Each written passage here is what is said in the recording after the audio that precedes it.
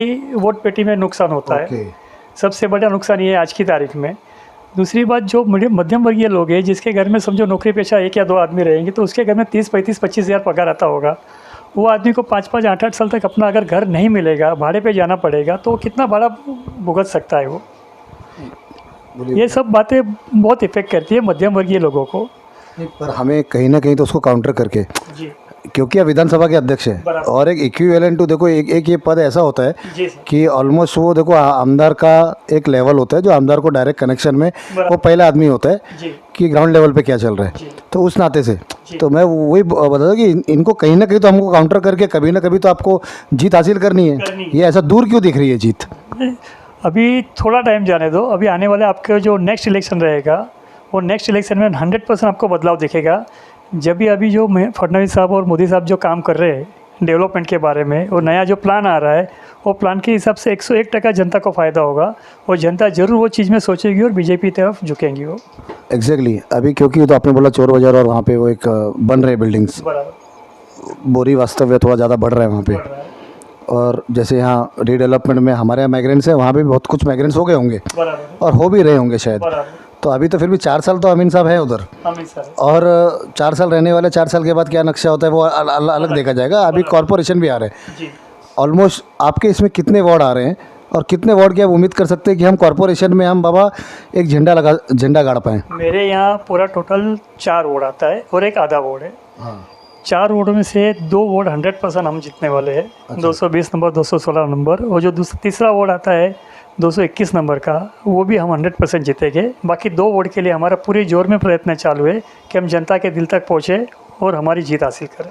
हाँ, मतलब total 4 ward में 2 वोट पे आप एकदम कंफर्म हो, 216 और 220 पे आप एकदम कंफर्म हो। 221 भी निकलेगा सर, 221 वोट भी हमारा निकलेगा। अच्छा, जी ग्रेट इनफ।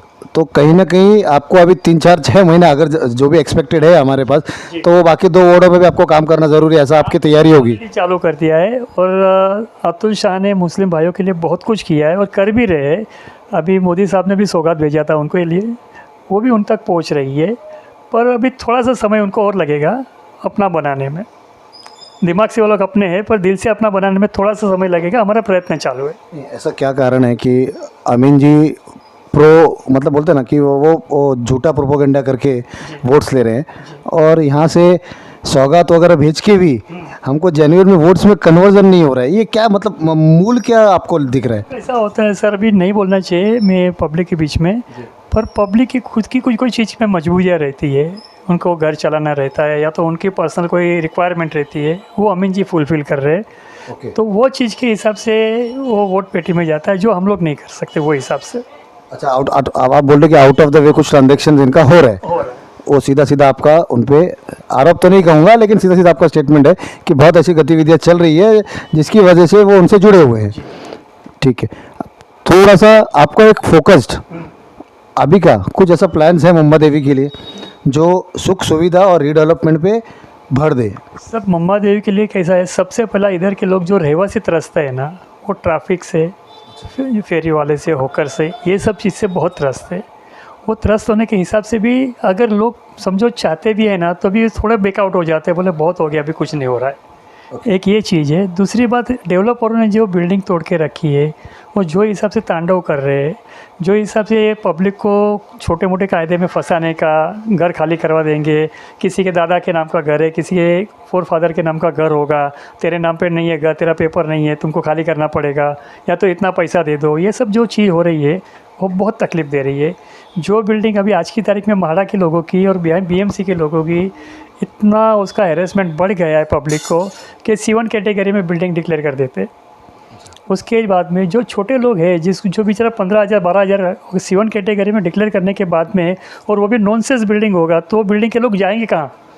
उनके पास तो झोपड़ा भी नहीं के बाद झोपड़े में जाके रहेगा, परिवार को लेकर रहेगा कहाँ? जो मध्यम वर्गीय है तो लोअर मीडियम क्लास है, जो 10-15,000 कमाएगा, वो भाड़े का घर उसको परवड़ेगा ही नहीं, उसका खाने का वांदा हो जाएगा। तो ये सब तरह की चीज़ के हिसाब से पब्लिक यहाँ से माइग्रेन हो रही है। नहीं, बट वो अगेन इस पर आता हूँ कि गवर्नमेंट अपनी भारतीय जनता पार्टी और यूटी की है, हम कहाँ ऐसा अटक रहे हैं? ये खाली आमदार का क्षेत्र है और आमदार का बोलबाला है, ऐसा आप बताना चाह रहे हैं कि एग्जैक्टली क्या? कहीं ना कहीं आमदार ने भी वो चीज़ पे फोकस करना चाहिए। मोहम्मदी विधानसभा के अध्यक्ष अमीन पटेल है, जो बिल्डिंग डेलिबरेटेड लोग C1 कैटेगरी डिक्लेयर कर रहे हैं, तो कम से कम उनके पास वो लिस्ट होना चाहिए। तो लिस्ट होगा तो उन्होंने वो बिल्डिंग के टेनेंट को मिलना चाहिए। तो हम आवाज़ उठा रहे हैं कि नहीं? भाई हम तो हमारे हिसाब से डायरेक्ट गवर्नमेंट ऑफिसों में जाके जितना हो सके उतना हमारे टेनेंटों को मदद कर रहे हैं। हाँ। जो बिल्डिंग डिमोलिश हो गया है समझो, या तो डेलिबरेट डिक्लेयर किया है, या थोड़ा बहुत है, या फंड की कमी है, वह हमसे जितना होता है हमारे नेताओं से मिलके हम जितना हो सके उतना कर रहे प्रयत्न। अभी कोई कोई बिल्डिंग में आग लगती है, आग लगने के बाद में लैंडलॉर्ड अपने मन मानी चलाता है, जो हिसाब से उनको करना है वो हिसाब से कर रहा है। नाम और माड़ा हो, BMC हो, फायर ब्रिगेड हो, सब लैंडलॉर्ड के साथ में रहते हैं या तो डेवलपर के साथ में रहते हैं। तो वो चीज़ नहीं होनी चाहिए। जहाँ भी ऐसी कोई समझो एक्सीडेंट होता है तो कोई भी हिस्से से पैसा पहला ऐसा होना चाहिए कि भाई वो लोग को बराबर कोई भी तकलीफ नहीं है, जहाँ आग लगी उसको पहला रिस्टोर करो, रिस्टोर करके उनकी तकलीफें दूर करो, बाकी कायदा कानून बाद में होता रहेगा। तो जैसे अभी जहाँ पे आमदार है वहाँ तो समझ में आ रहा है, जहाँ पे विधायक है समझ में आ रहा है, बट मुंबा देवी को क्योंकि बीजेपी का आमदार नहीं है, तो यहाँ पे आप लोग किससे कनेक्ट? देखो कैसा है कि कहीं कहीं जगह जैसे वहाँ राहुल नार्वेकर जी हैं, इधर मंगल जी हैं, जहाँ आगे इधर शायद एनसी नहीं है, तो ये कोऑर्डिनेशन यहाँ पे कौन ऐसा आदमी कोई लीड कर रहा है? आप एक्चुअली कैसे आवाज़ लोगों की ऊपर तक मतलब समझ रहे हैं ना, एक माध्यम से पहुँचाते हैं, वो कैसे पहुँचाते हैं आप? अभी हम हमारे हिसाब से जो फील्ड रहेगा, जहाँ पे अतुल जी की मदद लेनी चाहिए उनकी मदद लेते हैं, जहाँ मंगल जी की ज़रूरत है वहाँ मंगल जी से मदद लेते थे, और या तो नार्वेकर जी की।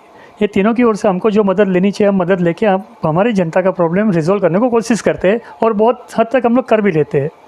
वो डू एग्रीड, बट फिर भी मैं वो बोलना चाह रहा हूँ कि वन पॉइंट कांटेक्ट होता है, एक प्रभारी जैसा होता है।